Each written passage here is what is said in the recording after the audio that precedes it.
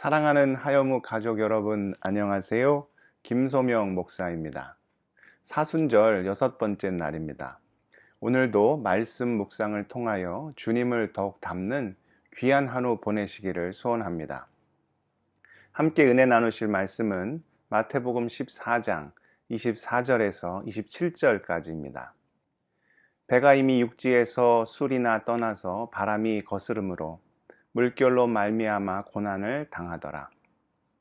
밤 사경에 예수께서 바다 위로 걸어서 제자들에게 오시니 제자들이 그가 바다 위로 걸어오심을 보고 놀라 유령이라 하며 무서워하여 소리 지르거늘 예수께서 즉시 이르시되 안심하라 나니 두려워하지 말라. 아멘. 오늘 말씀에는 예수님께서 물 위를 걷는 장면이 나옵니다. 예수님께서 오병이어의 기적을 베푸시자 사람들이 주님을 자신들의 왕으로 삼으려 했지요. 지극히 세속적인 욕망과 욕심을 채워줄 자신들의 지도자로 삼으려 했던 겁니다. 우리 주님은 그런 무리들의 요구를 뒤로 하시고 홀로 산에 가셔서 밤새 기도하셨습니다. 예수님께서는 늘 그러하셨죠. 중요한 사역을 행하실 때마다 늘 하나님과 깊은 교제를 나누셨습니다. 이것이 하나님의 뜻에 맞는가? 하나님의 영광을 드러내는 일인가? 늘 기도하시며 하나님과 영적인 조율을 하셨죠. 예수님께서 그렇게 산에서 홀로 하나님과 깊은 교제를 나누시던 사이에 제자들이 먼저 배를 타고 호수 건너편으로 가고 있었습니다.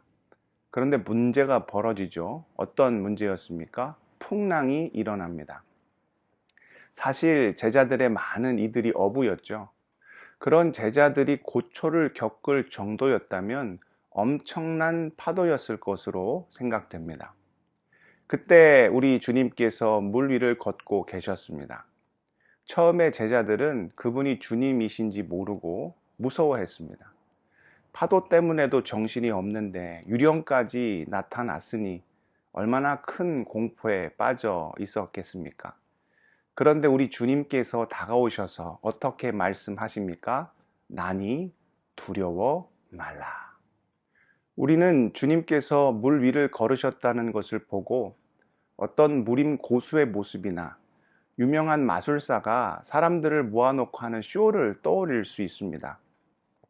그러나 주님께서 물 위를 걸으신 이유가 그런 세상적인 인기를 얻거나 어떤 신비한 능력을 보여주시고자 하신 것이 전혀 아니죠. 여러분은 예수님께서 물 위를 걸으신 모습을 보면서 어떤 성경 장면이 떠오르십니까? 창세기 1장 2절입니다. 땅이 혼돈하고 공허하며 흑암의 깊음 위에 있고 하나님의 영은 수면 위에 운행하시니라. 아멘. 오늘 말씀에서 심한 파도는 무엇을 상징합니까? 우리를 힘들게 하는 혼돈, 무질서, 고난, 어려움을 의미하죠. 그런 거친 물결 위를 주님이 걸으셨다라는 것은 모든 것이 우리 주님의 통제 아래에 있고 주님이 행하시면 그 무질서가 질서로, 고난이 소망으로, 어려움이 감사로, 혼돈이 놀라운 창조로 변화될 수 있음을 의미하는 거죠. 다시 말해 예수님께서 물 위를 걸으셨다는 것은 자연 만물, 이 세상의 모든 주권이 오직 우리 주님께 있고 주님이 곧 창조주 하나님이심을 드러낸 것이죠. 그러니 우리 주님이 어떻게 말씀하신 겁니까? 걱정하지 말아라. 모든 자연 만물, 세상의 일이 내 주권 아래에 있느니라. 그런 내가 너의 옆에 있으니 두려워하지 말아라. 오늘 우리가 읽지는 않았지만 이후 33절을 보면 주님을 향하여 제자들이 그래서 이렇게 고백하죠. 배에 있는 사람들이 예수께 절하며 이르되 진실로 하나님의 아들이로소이다 하더라. 우리가 주님의 놀라운 능력, 위대한 기적을 볼 때 고백해야 할 것은 바로 이것입니다. 주님이 나의 구원자, 메시아, 하나님이시군요. 모든 기적의 목적이 믿음으로 예수 그리스도를 구원자로 고백하는 데 있다는 거죠. 이 기적을 보고 나서기 좋아하는 베드로가 저도 물 위를 걷고 싶습니다 하고 요청하죠.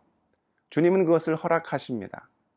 그런데 베드로가 주님을 보며 물 위를 걷기 시작했을 때 거친 바람과 파도가 베드로를 엄습해 왔습니다. 베드로의 시선이 어떻게 됩니까? 주님을 바라보던 그의 시선이 바람과 파도를 향해 바뀌죠. 그때 물속에 빠지기 시작합니다. 그런 베드로를 안타깝게 여기시고 손을 내밀어 우리 주님께서 베드로를 잡아주시죠. 그리고 그의 작은 믿음을 안타깝게 여기십니다. 우리도 베드로와 같은 모습을 보일 때가 있죠. 우리도 주님보다는 어디에 시선을 둘 때가 많습니까? 우리에게 닥친 고난, 어려움, 문제에 더 초점을 맞출 때가 있죠. 그러나 우리 믿는 자들은 어떤 고백을 한 자들입니까? 고린도후서 4장 8절에서 10절 말씀입니다. 우리가 사방으로 우겨쌈을 당하여도 쌓이지 아니하며 답답한 일을 당하여도 낙심하지 아니하며 박해를 받아도 버림받지 아니하며 거꾸러뜨림을 당하여도 망하지 아니하고 우리가 항상 예수의 죽음을 몸에 짊어짐은 예수의 생명이 또한 우리 몸에 나타나게 하려 함이라. 아멘. 예수 생명이 내 안에 있음을, 주님이 늘 나와 동행하심을 믿고 고백하는 자들이 바로 우리 그리스도인들이라는 거죠. 우리 주님은 이 세상 그 어떤 문제보다 크신 분이십니다. 어떤 고난보다도 크시고 어떤 염려와 걱정보다도 크고 위대하신 분이시죠. 지금 사방에 우겨쌈을 당했습니까? 아침에 일어날 때 기대보다는 한숨이, 기쁨보다는 절망이 여러분의 마음을 짓누르고 있습니까? 그런 우리에게 주님 말씀하십니다. 나니 두려워하지 말라. 이 주님의 음성을 붙잡고 오늘 하루도 주 안에서 승리하시는 하여묵 모든 가족들 다 되시기를 축복합니다. 기도하겠습니다. 이 세상 인생 가운데 우리를 짓누르고 억누르는 많은 문제들이 있습니다. 우리는 자꾸 그 문제에만 초점을 맞춰 낙심하며 절망할 때가 많습니다. 그런 어리석은 인생을 이제는 살지 않게 하시고 나니 두려워하지 말라 말씀하시는 우리 창조주 예수 그리스도, 이미 우리와 함께 하시고 누구보다 우리 가까이에 계시는 주님을 의지하고 붙잡고 나가는 주의 자녀들 다 될 수 있도록 아버지 함께하여 주옵소서. 그래서 한숨으로 시작하는 하루의 아침이 아니라 기대와 소망으로 이 귀한 하루를 시작하여 주 안에서 놀라운 일들 행하며 기쁨으로 주님께 온전히 나가는 우리 하여묵 모든 식구들 다 될 수 있도록 아버지 역사하여 주옵소서. 예수 그리스도의 이름으로 기도드리옵나이다. 아멘.